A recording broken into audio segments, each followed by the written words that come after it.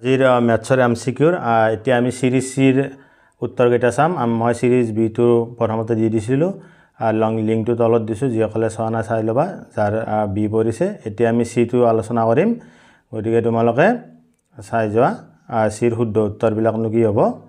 তোমালোকে সিৰিজ সিৰ শুদ্ধ উত্তৰবোৰ এনেকুৱা ধৰণৰ। 1 নম্বৰ প্ৰশ্নৰ শুদ্ধ উত্তৰ অপশ্যন বি √3/3 √5 আছে। 2 নম্বৰৰ চি 8, 3 নম্বৰৰ ডি অপশ্যন ডি খুব বেছি 2টা, 4 নম্বৰৰ এ, 5 নম্বৰৰ এ, 6 নম্বৰৰ বি, 7 নম্বৰৰ বি, 8 নম্বৰৰ বি, 9 নম্বৰৰ চি, 10 নম্বৰৰ চি, 11 নম্বৰৰ ডি, 12 নম্বৰৰ বি, 13 নম্বৰৰ চি, 14 নম্বৰৰ ডি, 15 নম্বৰৰ বি,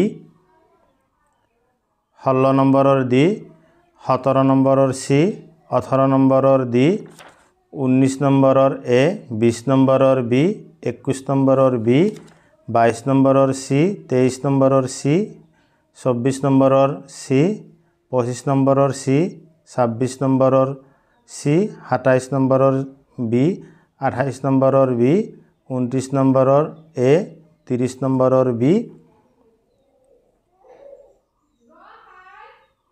31 নম্বৰৰ চি, 32 নম্বৰৰ বি, 33 নম্বৰৰ ডি, 34 নম্বৰৰ ডি, 35 নম্বৰৰ চি, 37 নম্বৰৰ বি, 37 নম্বৰৰ চি, 38 নম্বৰৰ চি, 39 নম্বৰৰ বি, 40 নম্বৰৰ বি, 41 নম্বৰৰ চি, 42ৰ ডি, 43ৰ চি, 44ৰ ডি, 45ৰ ডি হৈছে। এইখিনি তোমালোকৰ শুদ্ধ উত্তৰ। গতিকে কাৰ কিমানটা হৈছে কমেণ্ট ছেকশ্যনত জনাবা তোমালোকে।